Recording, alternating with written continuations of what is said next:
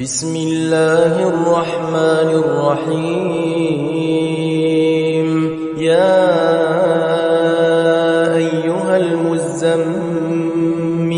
قم الليل إلا قليلا نصفه أو انقص منه قليلا أو زد عليه ورتل القرآن ترتيلا إنا سنلقي عليك قولا ثقيلا إن ناشئة الليل هي أشد وطئا وأقوم قيلا إن لك في النهار سبحا طويلا واذكر اسم ربك وتبتل إليه تبتيلا رب المشرق والمغرب لا إله إلا هو فاتخذه وكيلا واصبر على ما يقولون واهجرهم هجرا جميلا وذرني والمكذبين أولي النعمة ومهلهم قليلا إن لدينا أنكالا وجحيما وطعاما ذا غصة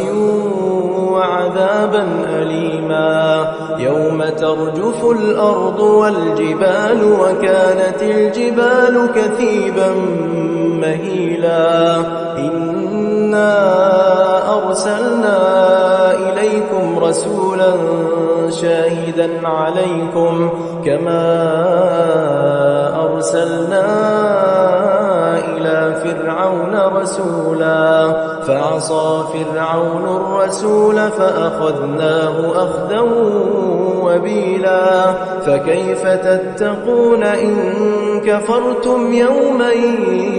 يجعل الولدان شيبا السماء منفطر به كان وعده مفعولا إن هذه تذكرة فمن شاء اتخذ إلى ربه سبيلا إن ربك يعلم أنك تقوم أدنى من ثلثي الليل ونصفه وثلثه وطائفة من الذين معك والله يقدر الليل والنهار علم أن لن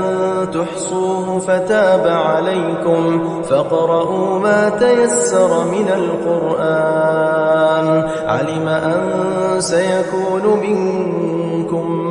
مرضى وآخرون يضربون في الأرض يبتغون من فضل الله وآخرون يقاتلون في سبيل الله فاقرؤوا ما تيسر منه وأقيموا الصلاة وآتوا الزكاة وأقرضوا الله قرضا حسنا وما تقدموا لأنفسكم من خير تجدوه عند الله